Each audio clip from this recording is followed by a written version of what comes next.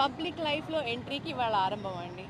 Public లైఫ్లో నా ఎంట్రీకి ఇవాళ ఆరంభం. ఇవాళ నుంచి అందరికీ నేను అవైలబుల్ ఉంటాను. ఎవరన్నా ఏమన్నా కష్టాలు వచ్చినా నష్టాలు వచ్చినా నేనున్నాను, అండగా నేనున్నానని చెప్పి, నేను నించుంటానని చెప్పి ఇవాళ పబ్లిక్ లైఫ్లో వస్తున్నాను.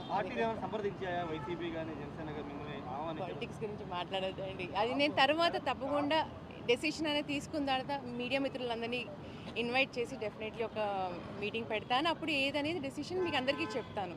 అది సో టాపిక్ని డైవర్ట్ చేయొద్దు దయచేసి. All of a sudden entry ఏం కాదండి. ఒకటి, మా రాధానగర్ మిత్రమండలిలో ఒక కొరత ఉంది, ఒక గ్యాప్ అనేది ఉంది. ఎందుకంటే చెప్పాను కదా, ఫ్యాన్ బేస్ అనేది చాలా పెద్దది. దాంతో రాధా గారు ఒక్కళ్ళే మేనేజ్ చేయగలుగుతున్నారు లేదనేది ప్రజలు డిసైడ్ చేసుకుంటున్నారు.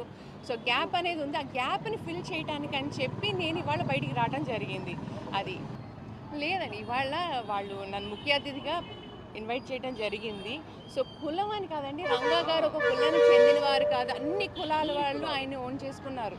ప్రతి కులాల వారికి మా ఇంటికి ఎవరు వచ్చినా నీ కులం ఏది, నీ జాతి ఏది అనేది ఎప్పుడు మా నాన్నగారు అడగలేదు. ఆయన ఎప్పుడు నీకేం కావాలి, నీకే సహాయం కావాలి, నేనున్నా, రంగా గారు నేనున్నాను, అందరూ రంగన్న రంగా అని చెప్పి సహాయం అడగడానికి వచ్చిన ప్రతి ఒక్కరికి కాదనకుండా సహాయం చేసిన గొప్ప మనిషి ఆయన. అలాంటిది ఒక కులం అనేది నోబడీ కెన్ ఓన్, ఒక కులం అనేది ఓన్ చేసుకోలేరు. ప్రతి కులానికి చెందిన ఆయన వారు, ప్రతి మతానికి చెందిన ఆయన వారు ఆయన. థ్యాంక్స్ అండి.